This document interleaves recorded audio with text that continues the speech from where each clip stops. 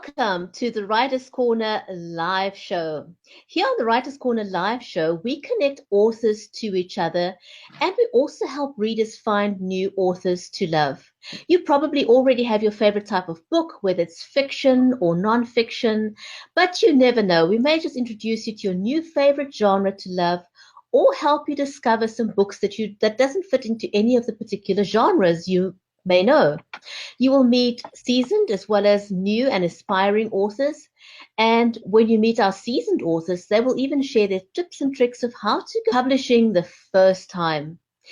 On the Writers Corner live show, you get to hear the backstories straight from the horse's mouth, so to speak.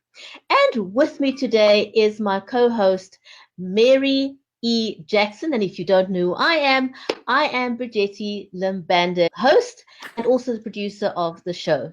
Mary, welcome to the show today. Welcome, Brigetti. Nice to be here. I am so glad we have this show together. We're having so much fun with it, and we're able to provide a platform for authors of all different kinds of genres and just backgrounds and things, and let them be able to come on and talk about themselves and their books. And so it's been really a very exciting journey. For those of you out there who might be interested in live streaming, Brigetti does produce these shows, so you can contact her if you're interested in trying it out or have a show idea. And I am a children's author. I have the Perfectly Precious Foolicious series, and it can be found on Amazon and Barnes & Noble online and Walmart online and Goodreads and BookBub. And we've been writing empowering books for kids. I'm also an advocate for special needs and disabilities. And then Brigetti and I co-host this show together. We are getting ready to add a new show. We're not sure when, but it's in the works, isn't it? Yes, it absolutely is. And today's guest is Kristen L. Jackson. Yes. And we're looking forward to hear her backstory. So Kristen has been in the teaching profession for over 20 years. She lives in Reading, Pennsylvania with her husband. She's got 2 grown sons, and she loves large breed dogs, she says. She loves anything that has to do with writing. And she says that becoming an author was like a dream come true. And she loves reading stories to people. I wonder if we could get her to read maybe a piece out of her book, if she's got it handy. Shall we ask her? Yes, it's absolutely. always nice when we get an author to kind of just read a paragraph or 2 from their book. So it'll be absolutely fabulous if she can do that. Shall we bring her on the show? Let's go for it. She's waited long enough. I think so. Let's bring her on. And just like that, we are going to say welcome to Kristen. Hello, how are you? Hi, Brigetti. Hi, Mary. It's Hi. so nice to be here, finally talking to you guys. I want to say thank you guys for doing this show and putting a spotlight on writers. I think it's a wonderful thing you're doing. Oh, thank you. Well, we do too. We're really excited about it, and it's really taking off. And we're booked out through, oh my gosh, February, March, April next year. So we're super excited about that. That's amazing. Yeah, it is absolutely amazing. I mean, it's just kind of taken off, and we'll do it as long as we can, as long as we have authors that want to come on, and keep bringing them back when they have new books published. And we're just all having a really good time with this. And you know what, yours will probably go down in the history as maybe. I'm not even sure what it's going to go down in our history books for. But it has been very challenging for some reason to get this right with you. And it's because you're special. It just means that you're extra special, and you're going to sell 1 million books, and people will see you, they'll just go, oh yeah, there's Kristen, We all have worked really hard to get this one done. Yes. Yes. So your book is called Keeper of the Watch. Yes. What is Keeper of the Watch all about, and who is that story or the book geared for? What kind of audience is this going to be an attention grabber for?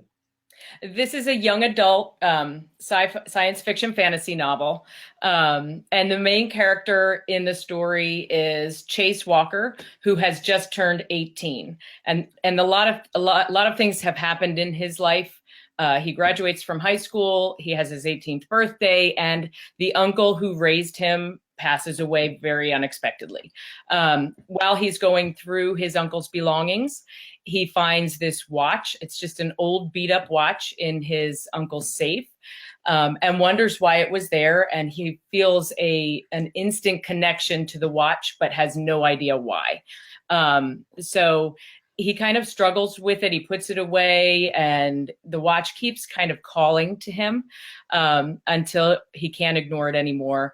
Some other people come into the picture. They're the hunters who are looking to get all of the watches. When the watches came into existence, there were 12 of them.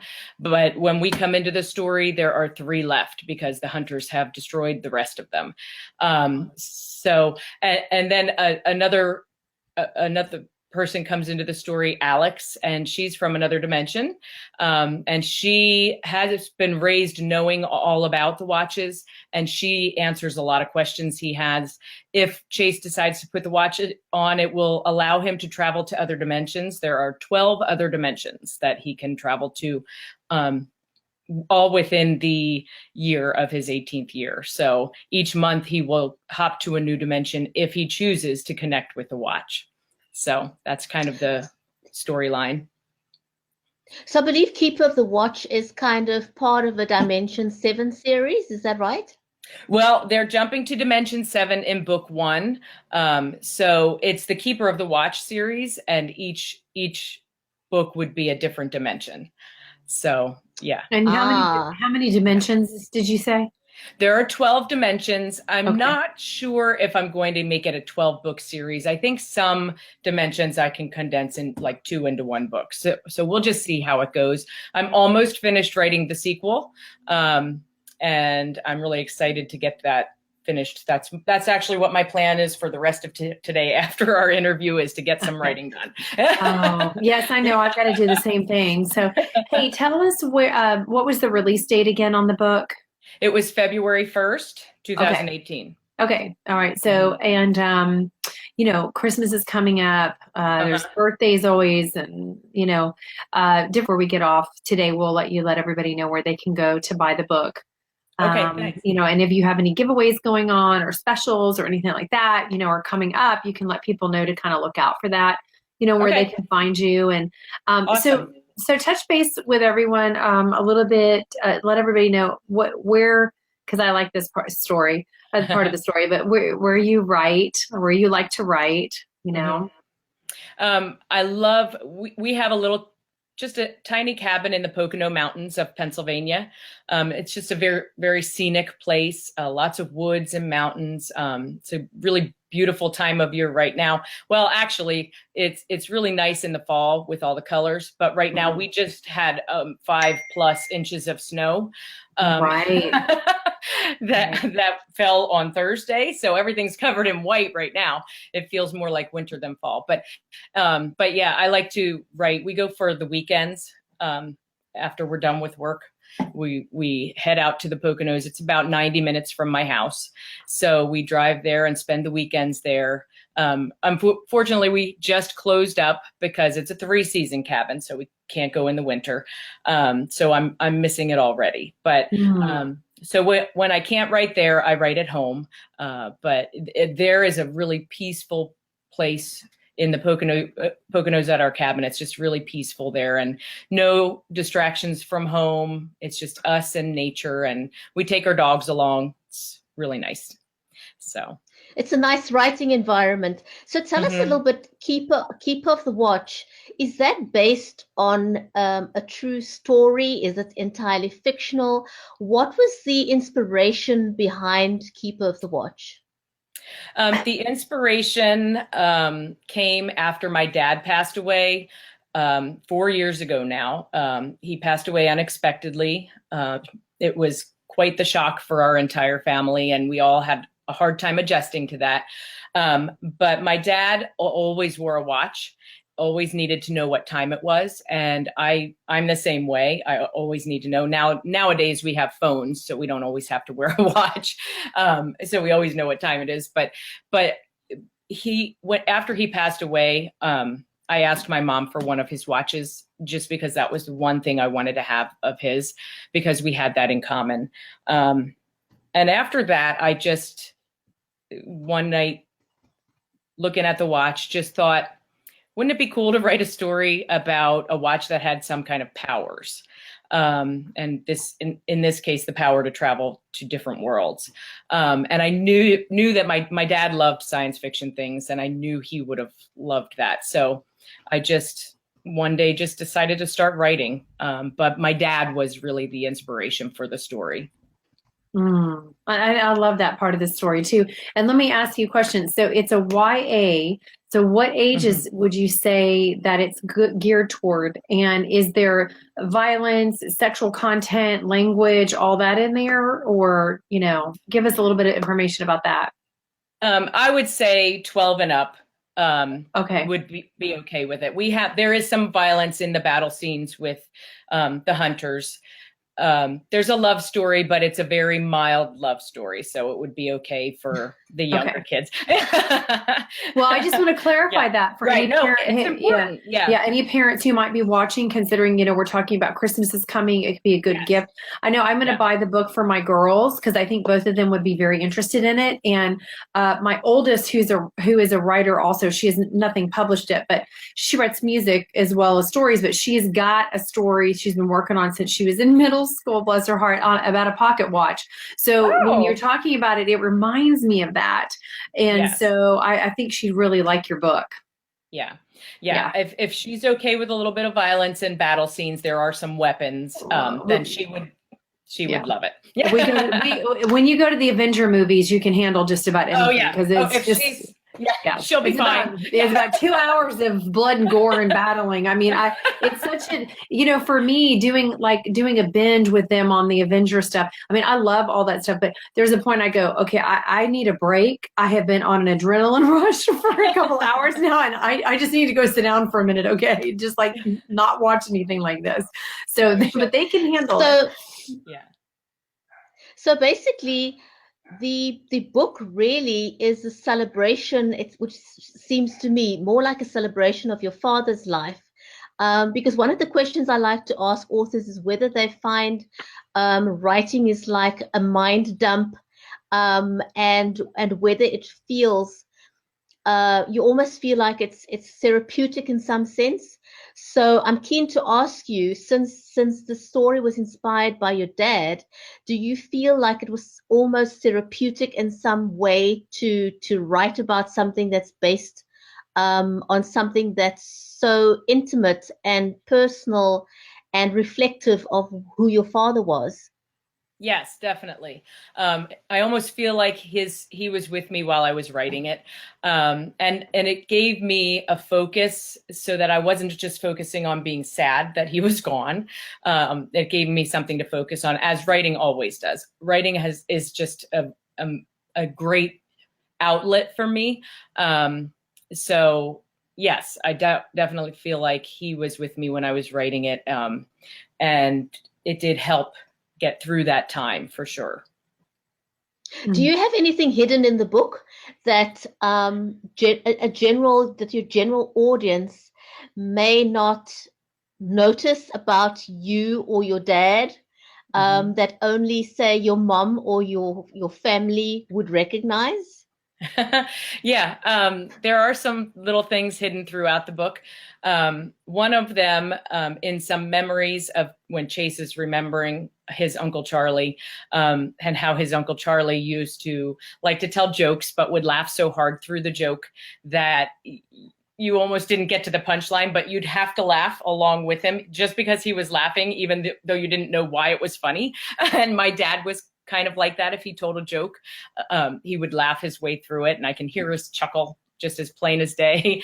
And the other thing my dad really liked was constellations, looking at the stars. He always would point out Orion's belt. And in the story, I have lots of references to constellations and the stars. I took a lot of the names from the stars. So that's definitely woven throughout as well. And your mom, I mean, how did your mom feel about the book and the fact that it's based on your father's life, was she supportive of you writing the story? Absolutely. She's always supportive of no matter what I do. But yes, she loves, in the beginning of the book, and in my dedication, I dedicate the book to him. And she really enjoyed that. Yes. That's fantastic. So you basically had all-round family support, and your husband and your children, were they involved? Are they involved in the writing process at all, or did they kind of feel, well, that's mom's thing, I'm not, it's not my thing. It's Well, it's mom's thing, but I draw them into it anyway. My husband has been a huge help. He alpha reads and reads as I'm writing. And so I'll pick his brain during the writing process and ask opinions, wait for him to read the section, and then we'll go over it together. So he's been so helpful in this whole writing journey, and he's come up with some great ideas that I've put in the book. The name of the hunters being the Orion last name, as the same as the Orion's Belt constellation. He came up with that, and he came up with the flag for Dimension 7. So he's definitely my biggest fan, my biggest supporter. I don't know how he puts up with me with a laptop in front of my face all the time. But he does because he knows that's what I want to do. So right. Yeah, so it's been great having such support. And my sons, my one son is a mechanic. So when I think anything that has to do with cars, I'll ask him opinions about that. My other son, I kind of based Chase's character off a combination of both of my sons. So I asked them both for advice and information with gaming and all of that, stuff that I might not know all about. Right. That's so great that you have all that motive, you just have all that support. It does make all the difference in the world to have that support. Definitely. Yeah, it just changes the whole energy of what you're writing, as opposed to somebody who's really struggling and has no support. Because we all want to feel loved and supported at the base of everything, and heard. So, yes. Okay, so you're finishing up your second book, and are you going to submit to Black Rose? Yes. As soon as I finish, I want to finish first and do a little bit of editing. And then once that's all done, it's not going as quickly as I wanted it to. I thought I might be finished by the end of October, but so many things pop up, and with working full time and, writing on the weekends and sometimes in the evenings, if I'm not too tired, right. It takes a little bit longer than someone who doesn't write might realize.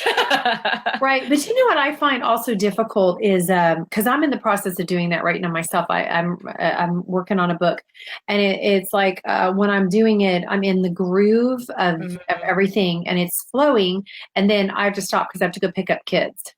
And then trying to get back to that groove and that whole mindset, then you have to go back and reread everything and go, okay, Where was I? What was I thinking? What was my point? And it does make it quite challenging, as opposed to having, a day where you've got, 10 hours of writing, or 5 hours, or 4 hours, or even 3 hours.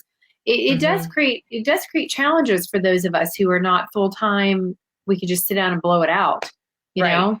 Right. So, then sometimes I'm too tired in the morning to get up at 4 or 5 and write, because I'm just still recuperating from the day before, Right. So it is challenging to figure that out.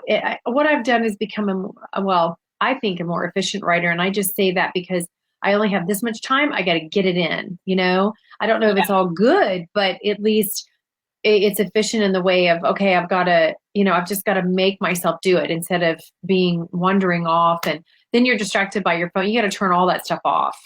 Right. Right. You really do. So you can focus. But that's the truth. Yeah, absolutely. Yeah. So tell me, where can people find your book? They can find it on Amazon. It's available in audiobook, paperback, and ebook. I'm actually doing an ebook giveaway right now for Thanksgiving. Thanksgiving is coming up for anybody in the United States. this coming Thursday, the 22nd. And so all this week I'm running an ebook giveaway. I'm giving away 2 free ebooks on Facebook. And that's at my Facebook author page at Kristen Jackson Author. So I'm doing that right now. You can also find the book on Barnes & Noble, at walmart.com, Indie Reader, anywhere just about that books are sold. So Are you on, I think I asked you this before, are you on BookBub and Goodreads as well? I am on Goodreads, but not BookBub. Okay. All right. Yeah. And Amazon, are you on Amazon? Yes. Yeah. Yes. And did you say Black Rose Writing too? I did not. Yes, you're right. Okay. Black Rose Writing, the publisher. Yes. Yes. Also at blackrosewriting.com. Yes, absolutely. Yes, Can't forget about that. No, very important. Yes, they're very, very important. They are. Yes. So can you give us a little, oh, I know, Brigetti wanted to see if you would read a paragraph or two, something that's from your favorite part of the book. We'd love for you to read. Okay. Well, I do happen to have it right here. All right. How many words is it, by the way? It is about 65,000 words. So Okay. it's a little bit short. It's about 206 pages. I laugh. It's a little short to me. Reading to me, that's like, I mean, my children's books are like 24 at the most, right? So I'm like, that's ginormous. Yeah. Yes. And we've spoken before. I have a children's picture book that's also coming out in spring of 2019. So, yes. So Mary and I have that in common. Yeah. Plus, we're both Jacksons. There's got to be a relation somewhere. Yeah. So, what is how long is the children's book? How many pages? 32. Okay. All right. Awesome. Yep. I'm so excited for you. Okay. Yes. Thanks. Read on. We're excited. We want to hear. All right. I'm going to start right from chapter 1.